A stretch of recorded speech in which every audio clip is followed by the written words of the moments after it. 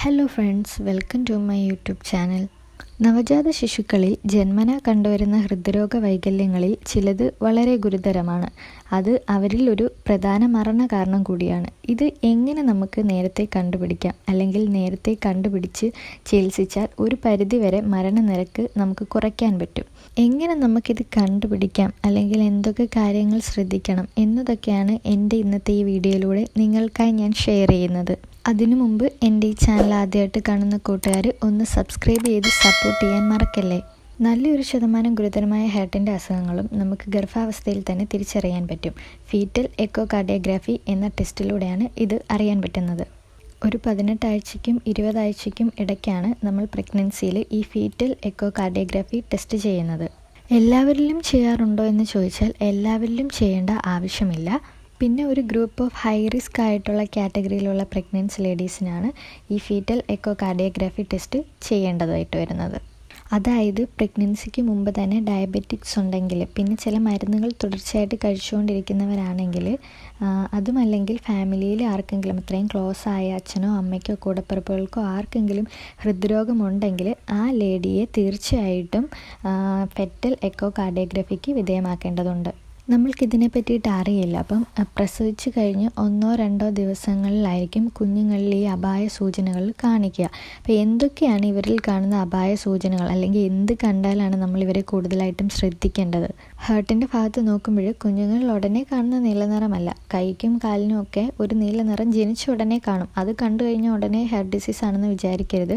അത് തണുപ്പ് കൊണ്ടും ചൂടാകുമ്പോഴും ഉണ്ടാകുന്നതാണ്. അതിനെ ആക്രോസൈനസിസ് എന്ന് വിളിക്കും. അത് അല്ലാതെ കൈക്കും കാലിനും വരുന്ന ഒരു ഇരുണ്ട നീല കളർ, അല്ലെങ്കിൽ ചുണ്ടിന് ചുറ്റും വരുന്ന കളർ ചേഞ്ചിങ്, ഇത് മാറാതെ നിൽക്കുകയും അതിൻ്റെ കൂട്ടത്തിൽ നമ്മൾ ഓക്സിജൻ്റെ അളവ് നോക്കുന്ന ഓക്സിജൻ സാച്ചുറേഷൻ ടെസ്റ്റ് ചെയ്യുന്ന സമയത്ത് നമ്മുടെ കൈകളിൽ, വലത്തെ കൈയിൽ നോക്കുന്ന ടൈമിൽ 95% താഴെ ആകുകയാണെങ്കിലോ, അല്ലെങ്കിൽ നമ്മുടെ കൈയും കാലും തമ്മിലുള്ള ഡിഫറൻസിൽ 4% കൂടുതൽ വ്യത്യാസമുണ്ടെങ്കിലോ ഇതൊരു സീരിയസ് ആയിട്ടുള്ള ഹാർട്ട് ഡിസീസിന് കാരണമാണ്. മറ്റൊരു അപായ ലക്ഷണമെന്ന് പറഞ്ഞാൽ കുഞ്ഞിന് പാൽ കുടിക്കാനുള്ള ബുദ്ധിമുട്ടാണ്. ബ്രസ്റ്റിൻ്റെ ഇഷ്യൂ കൊണ്ടിട്ടല്ല, കുഞ്ഞിന് പാൽ വലിച്ചു കുടിക്കാൻ പറ്റാതെ വരിക, അല്ലെങ്കിൽ വലിച്ചു കുടിക്കുമ്പോഴുണ്ടാകുന്ന ഒരു കിതപ്പ്, അല്ലെങ്കിൽ നിറവ്യത്യാസം, ശരീരത്തിലേക്കുള്ള രക്തയോട്ടം കുറഞ്ഞ് നിറവ്യത്യാസം സംഭവിക്കുന്നത് കണ്ടാലും സീരിയസ് ആയിട്ടുള്ള ഒരു ഹാർട്ട് ഡിസീസ് ഉണ്ടെന്ന് മനസ്സിലാക്കാൻ പറ്റും. ജനിച്ച ഉടനെ ഹൃദയത്തിന് ഇങ്ങനെ ഒരു ബുദ്ധിമുട്ട് ഉണ്ടെന്ന് തോന്നുകയില്ല. ഒരു 48 അല്ലെങ്കിൽ 72 മണിക്കൂറിനിടയിൽ ഈ ഹൃദയത്തിനൊരു രക്തക്കുഴലുണ്ട്, PDA. ജനിച്ചു കഴിഞ്ഞ് അടയേണ്ട ഒരു രക്തക്കുഴലാണ്. ഗർഭാവസ്ഥയിൽ എല്ലാവർക്കും ഉണ്ടാവും. ഈ രക്തക്കുഴൽ അടയുന്ന ടൈമിൽ ചില ഗുരുതര ഹാർട്ട് ഡിസീസ് പുറമേ കണ്ടു തുടങ്ങും. അതിനെയാണ് ഡെക് ഡിപ്പെൻഡൻസ് ലീഷൻസ് എന്ന് പറയും.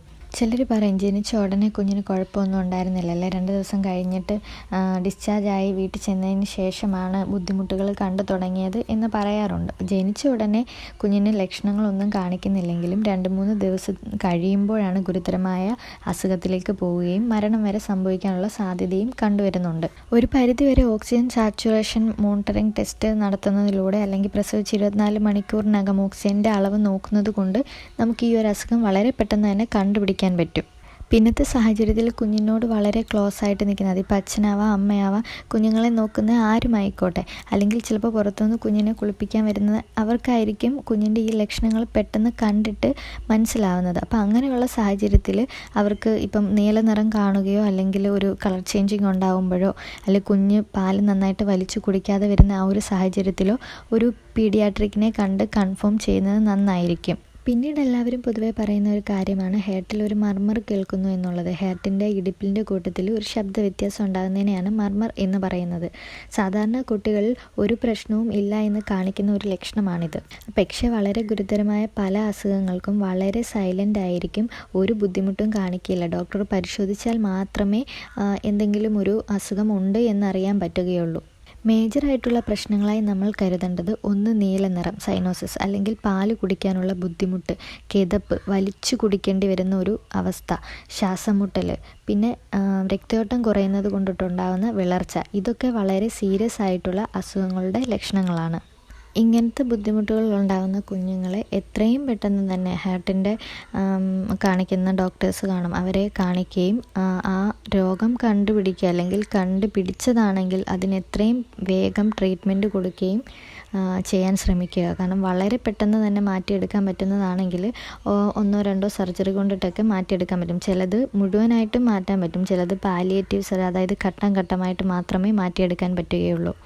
എല്ലാ രക്ഷിതാക്കൾക്കും അവരുടെ കുഞ്ഞുങ്ങൾ വളരെ ആരോഗ്യത്തോടെ ഇരിക്കണമെന്നായിരിക്കുമല്ലോ ആഗ്രഹം. അപ്പം നമ്മുടെ കുഞ്ഞുങ്ങളിൽ അതായത് നവജാത ശിശുക്കളിൽ കാണുന്ന ചെറിയ ലക്ഷണങ്ങൾ പോലും അവഗണിക്കാതെ വളരെ പെട്ടെന്ന് തന്നെ അതിന് വേണ്ട ട്രീറ്റ്മെൻറ്റ് ചെയ്യുകയും അല്ലെങ്കിൽ അതൊരു നിസ്സാരമായി കാണാതെ പീഡിയാട്രിക്കിനെ കണ്ട് എന്താണ് അവർക്കുണ്ടാകുന്ന ഒരു ബുദ്ധിമുട്ട് അത് മനസ്സിലാക്കുകയും ചെയ്തു കഴിഞ്ഞാൽ ഒരു പരിധി വരെ നമുക്ക് ഈ ഹാർട്ട് ഡിസീസ് മൂലമുണ്ടാകുന്ന മരണങ്ങളൊക്കെ നമുക്ക് തടയാൻ പറ്റും.